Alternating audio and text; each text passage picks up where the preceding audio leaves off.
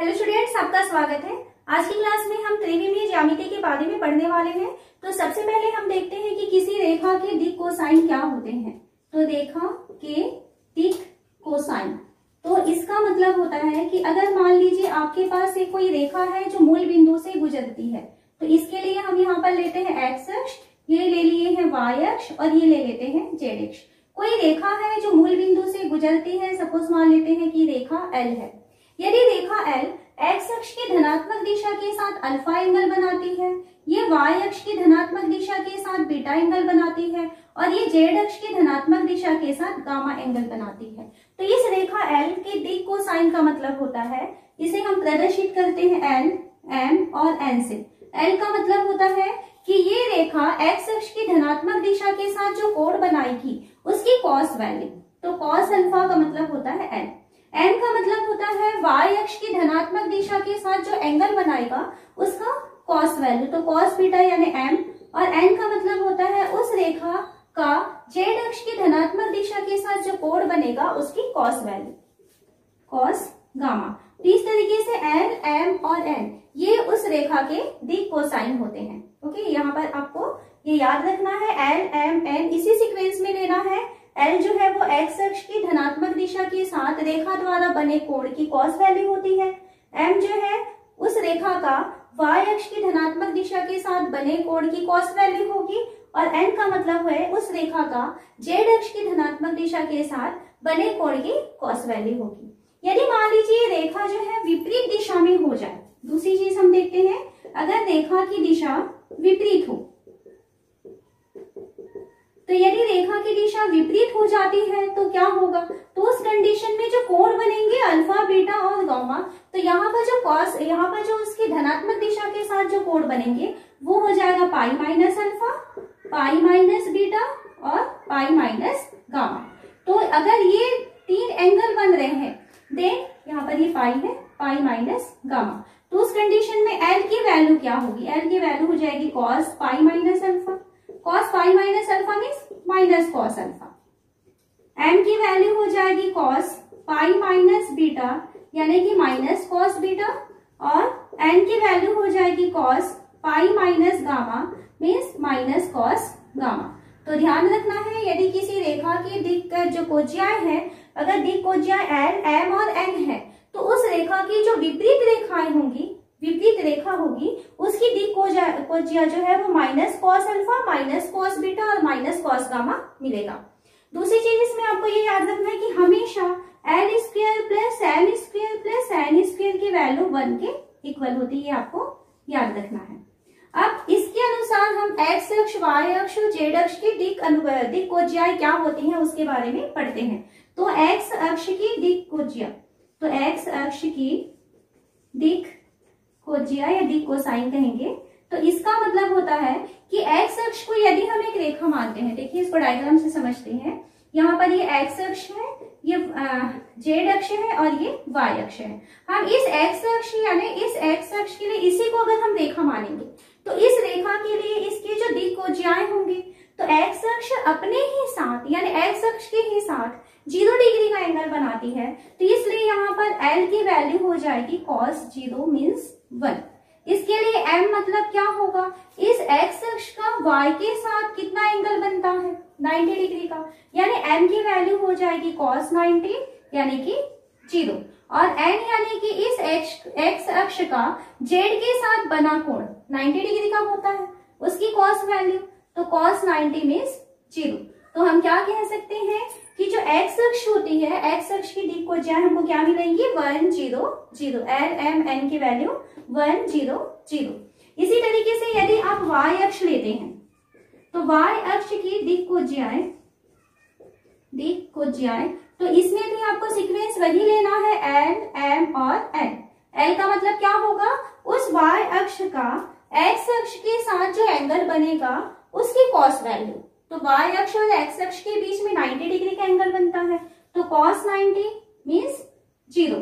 y अक्ष का y अक्ष के साथ बना कोण 0 डिग्री होगा, तो m का मतलब हो जाएगा cos 0 मीन्स ये हो जाएगा 1 और y अक्ष का z अक्ष के साथ जो बना कोण होगा उसकी cos वैल्यू यानी कि cos 90 इसकी वैल्यू हो जाएगी 0।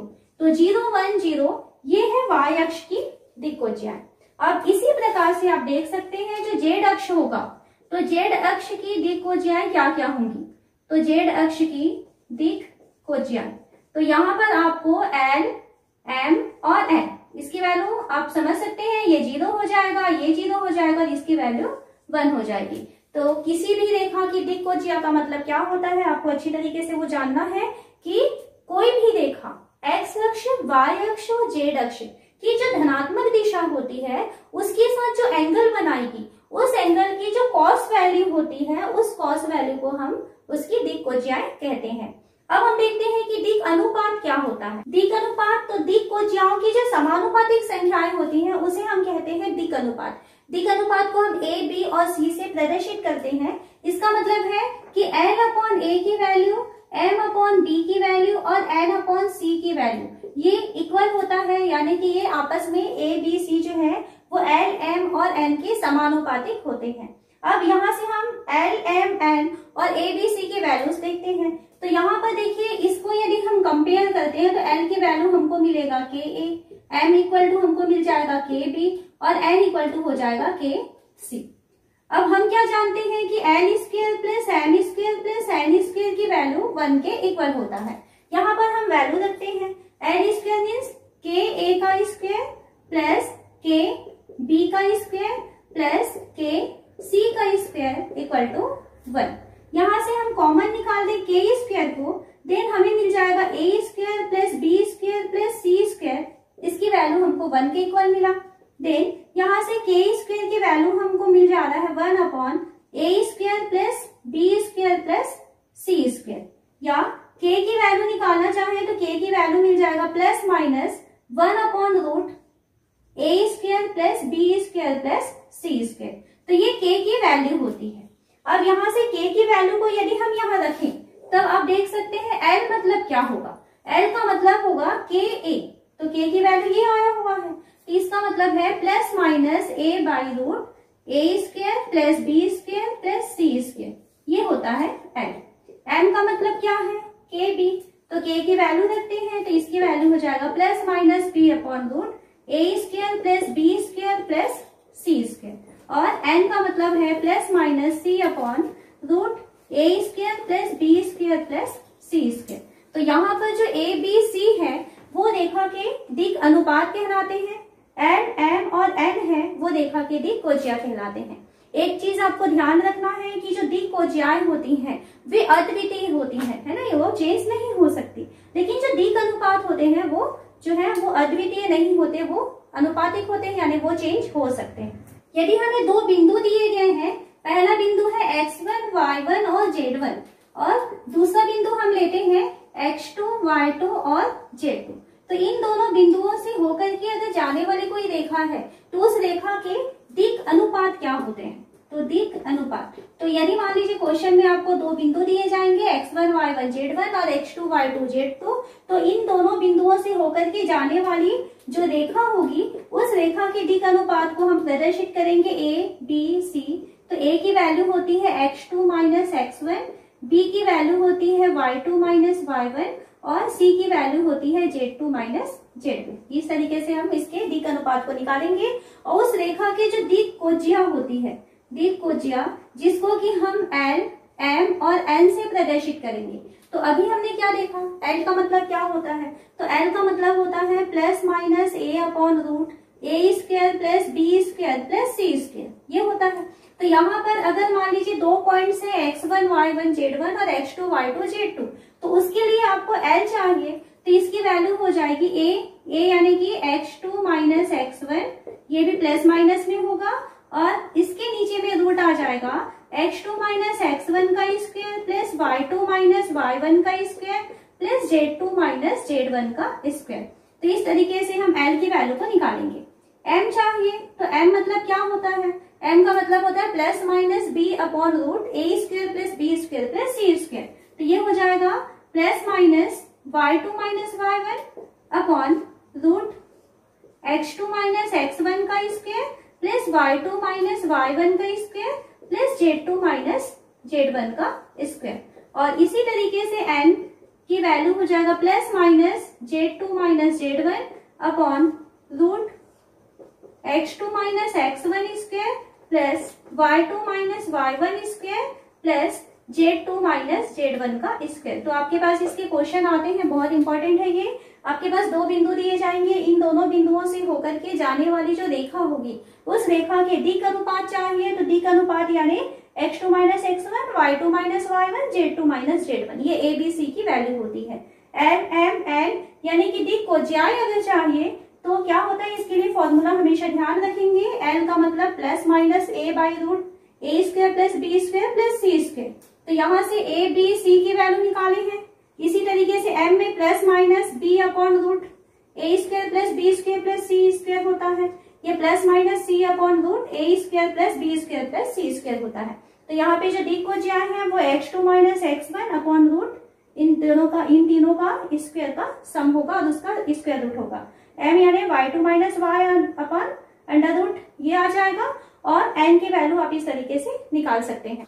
आपके पास दो सदिश दिए हैं, सदिश ए और सदिश बी। अगर सदिश ए को हम a1i plus b1j plus c1k कहें और दूसरा सदिश बी है जिसको कि हम a2i प्लस b2j और c2k लेते हैं।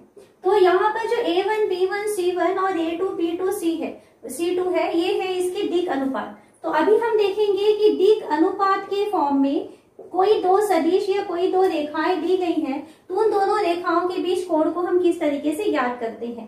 तो सदिशों के लिए आपने सदिश गुणन और अदिश गुणन के बारे में पढ़े हुए हैं। सदिश गुणन और अदिश गुणन जिसको कि सदिश गुणन को a क्रॉस b से और अदिश गुणन को हम a डॉट b से प्रदर्शित करते हैं। तो यहाँ पर अगर आपके पास दो सदिश दिए हैं देन इनके बीच में जो कॉस थीटा होगा, कॉस थीटा की वैल्यू होती है a dot b upon mod a mod b।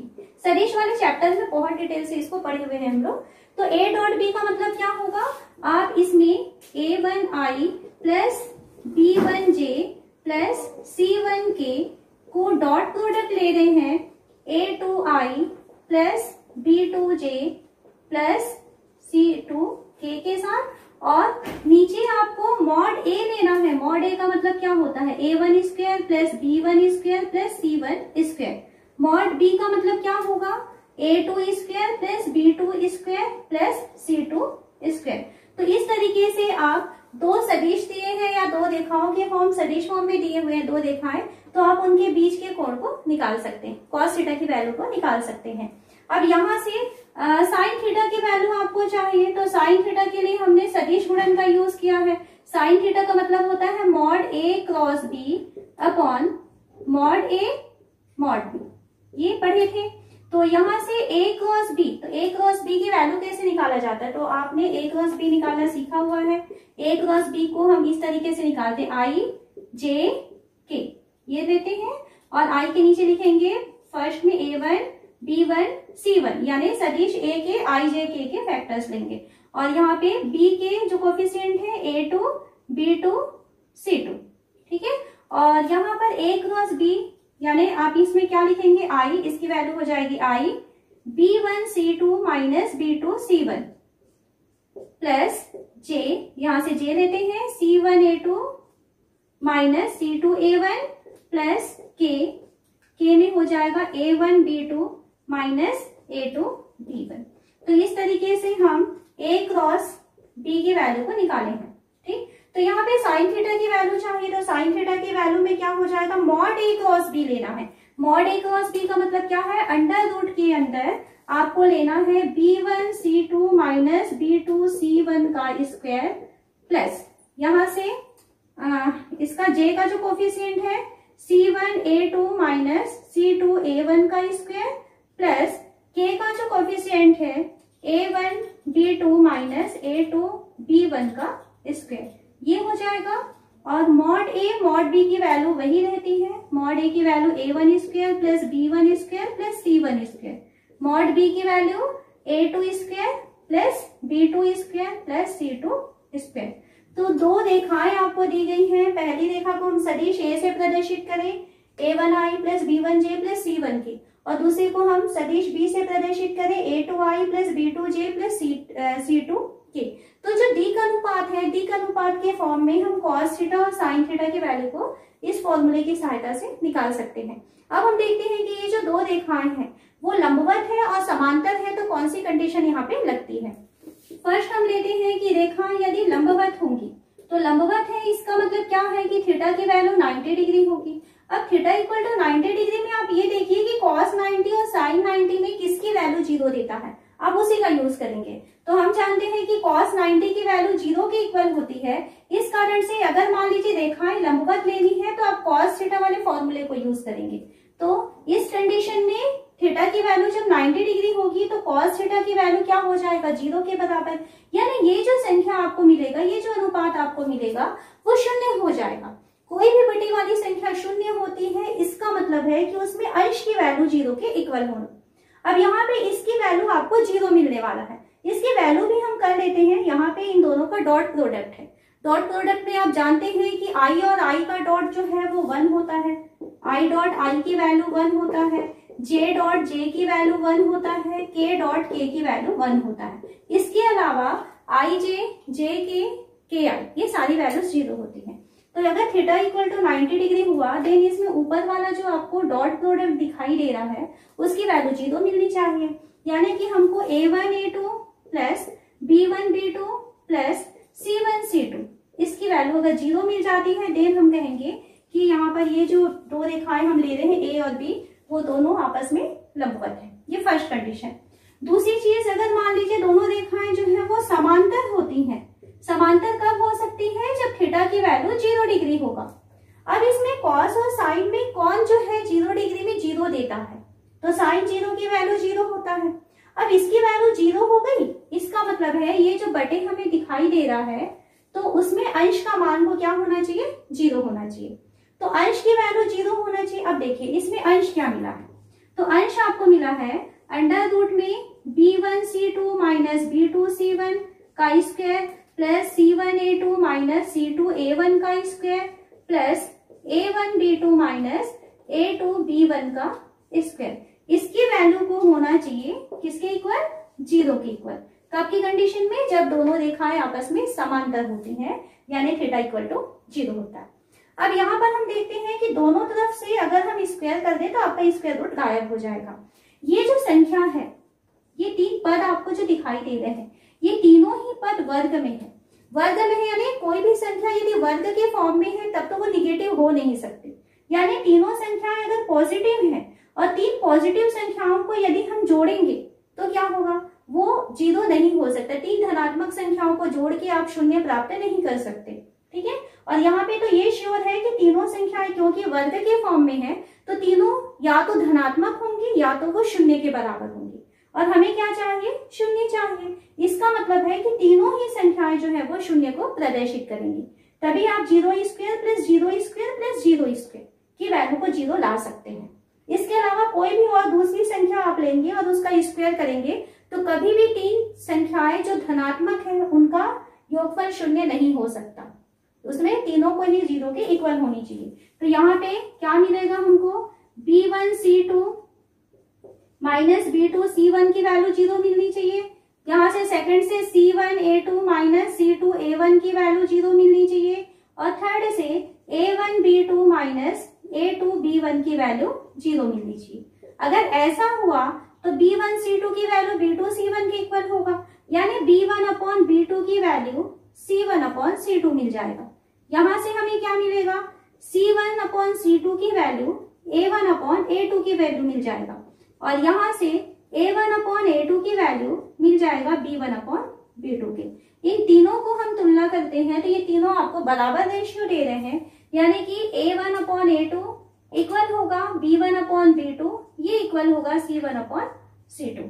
तो इस तरीके से अगर मान लीजिए दो सदिश समांतर होते हैं तो उसके लिए शर्त है कि a1 upon a2 equal b1 upon b2 equal c1 upon c2। और यदि मान लीजिए दोनों सदिश लंबवत होते हैं देन उसके लिए कंडीशन होनी चाहिए a1 a2 plus b1 b2 plus c1 c2 equal to 0। हम मान लेते हैं कि दो सदिश है a और b जिनके अनुदिश जो मात्रक सदिश है, तो मात्रक सदिश हम लेते हैं सदिश a कैप और दूसरा मात्रक सदिश लेते हैं b कैप। मात्रक सदिश का मतलब आप समझते हैं, ऐसा सदिश जिसमें दिशा तो वही रहती है जो ए और बी का दिशा रहता है, लेकिन उसका परिमाण जो है वो 1 के इक्वल होगा, उसे हम कहते हैं मात्रक सदिश। तो यहाँ पर मात्रक सदिश ए, तो सबसे पहले वेक्टर ए का मतलब क्या है? वेक्टर ए का मतलब है a1i plus b1j plus c1k, ये है वेक्टर ए। तो यहाँ पर जब हम मात्रक सदिश लेंगे तो इसकी वैल्यू क्या होगा? a1i plus b1j plus c1k, ये तो डायरेक्शन वही देगा, लेकिन यहाँ पे a कैप का मतलब होता है vector a upon mod a, यानी अंडर रूट में आ जाएगा a1 square plus b1 square plus c1 का स्क्वायर, ये होता है मात्रक सदिश। हम क्या जानते हैं? a1 upon root a1 square plus b1 square plus c1 square की वैल्यू को हम लिखते हैं l, तो ये है li प्लस यहाँ l1 ले लेते हैं। b1 upon root a1 square plus b1 square plus c1 square को हम लिखेंगे m, तो ये हो जाएगा m1j, और उसी तरीके से c1 अपॉन इसको हम लिखेंगे n1k। तो यहाँ पे जो हम मात्रक सदिश a लिए हैं, तो मात्रक सदिश a की वैल्यू है l1i plus m1j plus n1k। उसी तरीके से दूसरा सदिश हम ले रहे हैं b, तो यहाँ पर b कैप की वैल्यू क्या हो जाएगा? l2i plus m2j plus n2k। तो इस तरीके से हम दो मात्रक सदिश लेते हैं a और b। यहाँ पर हम दिक्कोज्याओं के फॉर्म में दोनों सदिशों के बीच में कोण ज्ञात करना चाहते हैं। वहां पर अभी जो इसके पहले पढ़े थे वो दिक् अनुपात था, अभी हम किस फॉर्म में पढ़ेंगे? दिक्कोज्या के फॉर्म में। तो दिक्कोज्या यहाँ पे कौन कौन है? l m n और यहाँ से l2 m2 n2। तो यहाँ पर cos थीटा की वैल्यू क्या होगा? यहाँ से आप देख सकते हैं a cap dot b cap upon mod a cap mod b cap, ठीक है। a cap dot b cap की वैल्यू यानी इन दोनों का डॉट करेंगे तो l1 l2 plus m1 m2 plus n1 n2। a cap का मॉड, तो क्योंकि a कैप क्या है? मात्रक सदिश है, तो उसका मॉड क्या होगा? 1 होगा, उसका परिमाण 1 होगा, तो इसकी वैल्यू हो गया 1.1। यानी दो सदिशों के बीच में अगर मात्रक सदिश है देन cos थीटा की वैल्यू को आप दिक्कोज्या के फॉर्म में लिख सकते हैं l1 l2 plus m1 m2 plus n1 n2। इस फॉर्म में आप दो सदिशों जो मात्रक सदिश है उनके बीच के कोण को निकाल सकते हैं। यहाँ से हम साइन थीटा की वैल्यू को निकालना चाहें तो साइन थीटा की वैल्यू हो जाएगा a cap cross b cap upon mod a mod b। बिल्कुल इसके पहले जैसे सॉल्व किए थे वैसा ही करना है ना। तो यहाँ पे a कैप, यहाँ पे इसका मॉड लेना पड़ेगा हमको क्योंकि ये सदिश राशि होती है और साइन थीटा के लिए हमको परिमाण की जरूरत है। तो a cap cross b cap की वैल्यू क्या होगी? तो पहले इसकी वैल्यू निकालते हैं i j k। यहाँ से ये होगा l1 m1 n1 l2 m2 n2, ठीक है। इस तरीके से निकाल लेते हैं। तो a कैप यानी i के कोफिशिएंट का स्क्वायर m1 n2 तो हो जाएगा अंडर रूट में m1 n2 minus m2 n1 का स्क्वायर प्लस यहाँ से j के लिए लेंगे n1 l2 minus n2 l1 का स्क्वायर प्लस k के लिए इसको छोड़ दिया जाता है l1 m2 minus l2 m1 का स्क्वायर। तो इस तरीके से, और इसके नीचे में मॉड a कैप और मॉड b कैप, इसकी वैल्यू 1 के इक्वल होती है। तो आप यहाँ से साइन थीटा की वैल्यू निकाल सकते हैं अगर दिक्कोज्याएं दी गई है, कॉस थीटा की वैल्यू निकाल सकते हैं अगर आपको दिक् अनुपात दिए हैं। इसमें भी बिल्कुल दिक् अनुपात में जिस तरीके से सॉल्व किए थे लंबवत और समांतर सदिश के लिए आप निकाल सकते हैं। अगर मान लीजिए समांतर सदिश है तो दो सदिश समांतर तब होंगे जब उनकी दिक्कोज्याएं जो है वो समानुपातिक होंगी, यानी L1 अपॉन L2 की वैल्यू, M1 अपॉन M2 की वैल्यू और N1 अपॉन N2 की वैल्यू अगर इक्वल हो जाती है तब हम कहेंगे कि यहाँ पे जो दोनों सदिश है वो समांतर होंगे। लंबवत का मतलब क्या होगा? लंबवत किससे आता है? cos 90 की वैल्यू 0 होती है ना। तो लंबवत के लिए आपको cos वाली लाइन को लेना है, यानी दो सदिश लंबवत तब होंगे जब N1 L2 plus M1 M2 plus N1 N2 की वैल्यू 0 के इक्वल होगा। तो क्वेश्चन के अनुसार आपको सॉल्व करना है। यदि क्वेश्चन में आपको दिक्कोज्याओं के फॉर्म में दोनों सदिशों के समांतर या लंबवत को प्रूफ करने कहता है या सॉल्व करने कहता है तो आप दिक्कोज्याओं के फॉर्म में रहेगा तो इस फॉर्मूले को यूज करेंगे। यदि क्वेश्चन में आपको दिक् अनुपात के अनुसार सॉल्व करना है, तब इसी में समांतर में हमने क्या देखा था दिक् अनुपात के लिए, A1/A2 इक्वल है B1/B2 इक्वल होता है C1/C2। और दिक् अनुपात के फॉर्म में दो सदिश लंबवत तब होते हैं जब A1A2 plus B1B2 plus C1C2 की वैल्यू 0 के इक्वल होती है। हमें यहाँ दिया है एक रेखा x अक्ष, y अक्ष और z अक्षों के साथ 90 अंश, 60 अंश और 30 अंश का कोण बनाती है, तो दिक् को ज्यात करना है। तो यहाँ पर देखिए x अक्ष की धनात्मक दिशा के साथ जो कोण बनाती है उसको अल्फा से प्रदर्शित करते हैं, y अक्ष की धनात्मक दिशा के साथ जो रेखा कोण बनाती है उसको बीटा से प्रदर्शित करते हैं, इसकी वैल्यू 60 डिग्री दिया है। और z अक्ष की धनात्मक दिशा के साथ जो कोण बनाती है उसको हम गामा से प्रदर्शित करते हैं, इसकी वैल्यू हमको 30 डिग्री दिया है। यहाँ पे हमको दिक् कोसाइन की वैल्यू चाहिए, यानी n, m और n की वैल्यू पूछ रहे हैं। l का मतलब होता है cos अल्फा, m मतलब होता है cos बीटा और n का मतलब होता है cos गामा। cos अल्फा मतलब cos 90 डिग्री, cos 90 डिग्री की वैल्यू है 0। cos beta means cos 60 degree, cos 60 degree की value 1/2। cos gamma means cos 30 degree, यानी इसकी वैल्यू हो जाएगा √3/2। तो इस तरीके से हमको L, M और N की वैल्यू मिलता है 0, 1/2 और √3/2। तो आपको यदि मान लीजिए x अक्ष, y अक्ष और z अक्ष की धनात्मक दिशा के साथ कोण दिया है, तो आप यहाँ से दिक् कोज्याओं की वैल्यू L, M, N की वैल्यू को निकाल सकते हैं। यहाँ क्वेश्चन दिया है दो बिंदु ए है -2, 4, -5 और 1, 2, 3 को मिलाने वाली रेखा के दिक् अनुपात व दिक् कोज्या ज्ञात करना है। तो यहाँ पे हमको दो बिंदु दिया गया है, पहला बिंदु P है, तो P की वैल्यू है -2, 4 और -5। दूसरा बिंदु Q है 1, 2 और 3। तो यहाँ पर हम दो बिंदुओं को मिलाने वाली जो रेखा होती है उसके दिक् अनुपात के बारे में जानते हैं कि जो दिक् अनुपात होता है, दिक् अनुपात की वैल्यू होती है x2 - x1, y2 - y1 और z2 - z1, ये होते हैं दिक् अनुपात। तो यहाँ पर देखिए PQ के दिक् अनुपात क्या होंगे, 1 - 1 - -2, यानी कि कितना हो जाएगा, ये A की वैल्यू मिल जाएगा 3। B की वैल्यू y2 - y1 यानी कि 2 - 4, तो 2 - 4 यानी कि हो जाएगा -2। और C, तो C की वैल्यू z2 - z1 यानी कि 3 - -5 यानी कि 8। तो यहाँ पर दिक् अनुपात यदि लेना है तो 3 - 2 और 8, ये इसके दिक् अनुपात हो गए। अब हमें लेना है दिक् कोज्या।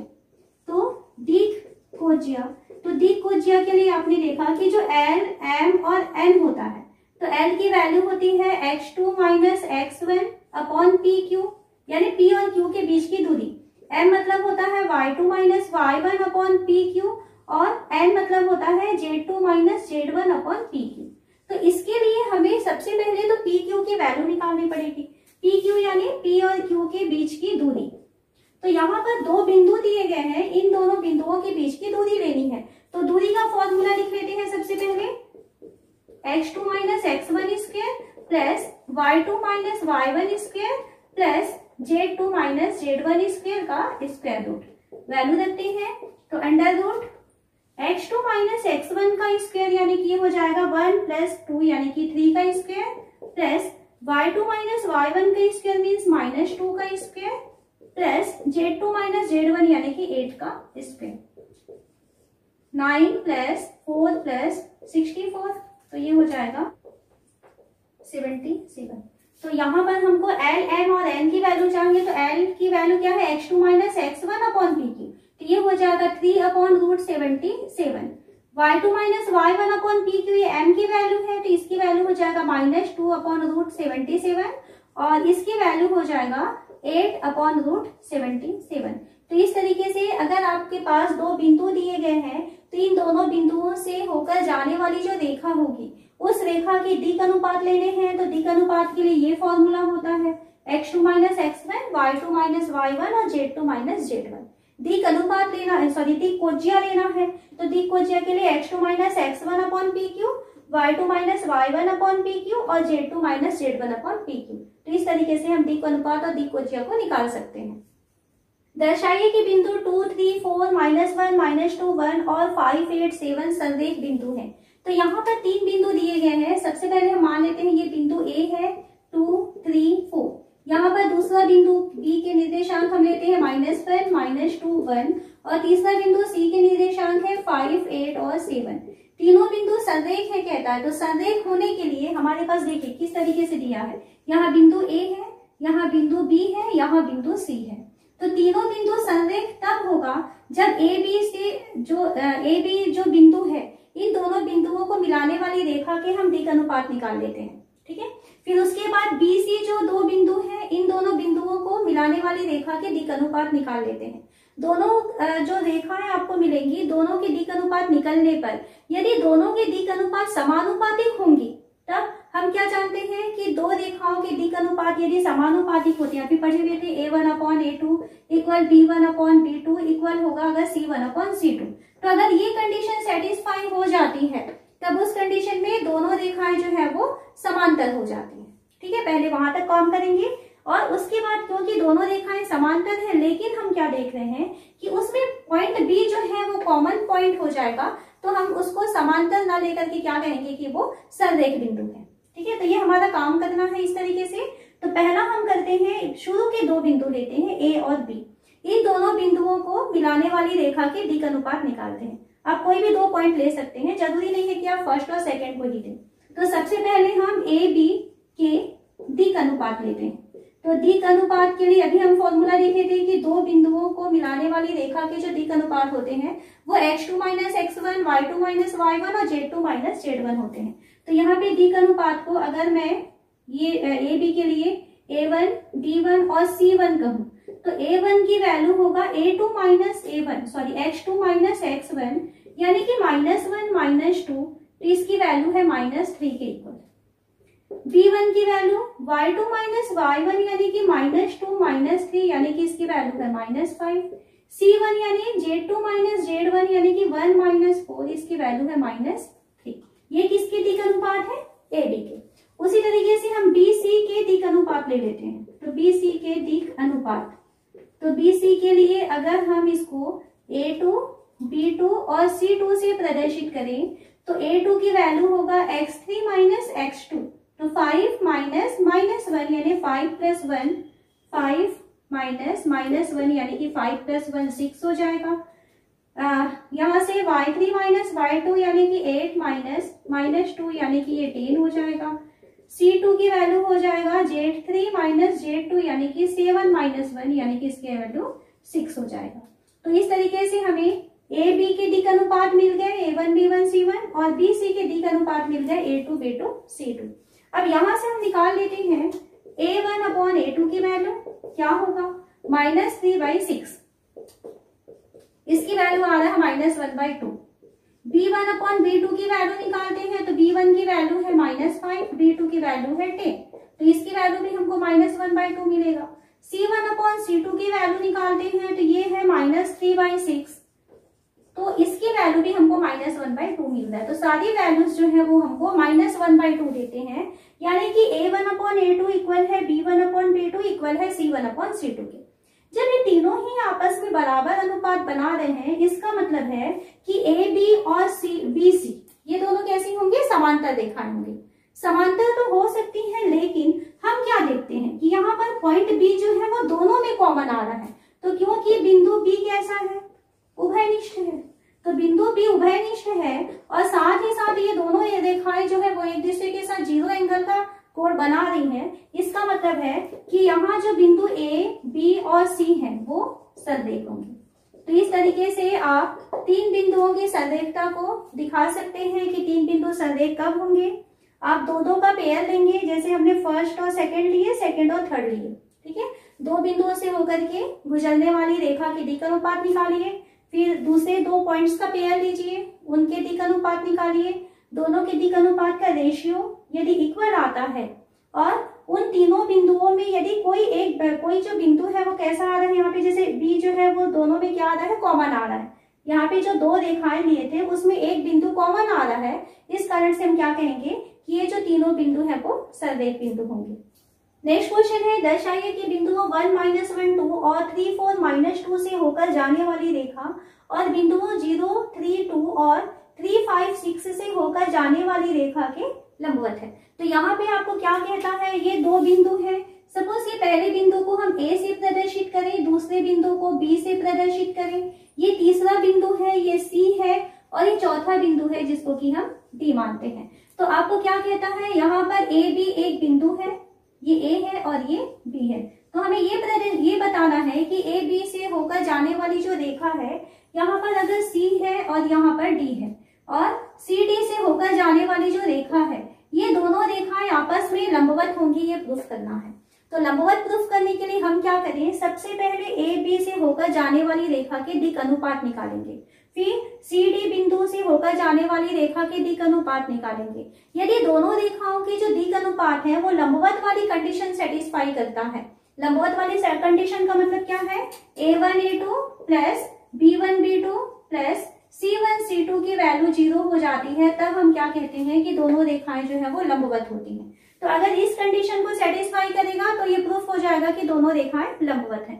तो उसके लिए हमें क्या चाहिए, a1 b1 c1 यानी पहली रेखा के दिक् अनुपात, a2 b2 c2 यानी दूसरी रेखा के दिक् अनुपात। तो हम लेते हैं a b, तो a b के दिक् अनुपात चाहिए आपको, दिक् अनुपात। तो यहाँ पर आप लोग जब लिखेंगे क्वेश्चन में तो ए और बी को अलग अलग पॉइंट पहले शो करेंगे, ठीक है। मैं यहाँ पे डायरेक्ट बता रही हूँ। तो ए बी के दिक् अनुपात a1 b1 c1, a1 यानी x2 माइनस x1, इसकी वैल्यू हो जाएगा 3 माइनस 1 यानी कि 2, b1 यानी y2 माइनस y1 यानी इसकी वैल्यू हो जाएगा 4 माइनस माइनस 1 यानी कि 5, और c1 की वैल्यू होता है z2 माइनस z1 यानी कि -2 यानी कि -4, a1 b1 c1 की वैल्यू 2 5 माइनस 4। इसी तरीके से सी डी के दिक् अनुपात निकालते हैं। तो सी डी के दिक् अनुपात, तो इसको हम प्रदर्शित करते हैं a2 b2 और c2 से।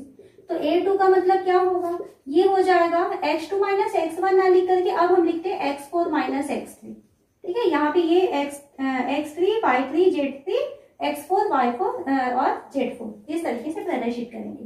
तो इसकी वैल्यू क्या होगा, 3 माइनस 0 यानी 3 होगा, b2 की value y4 minus y3 5 minus 3 यानी कि 2 हो जाएगा, c2 की वैल्यू z4 माइनस z3 यानी कि इसकी वैल्यू हो जाएगा 6 माइनस 2 यानी कि 4।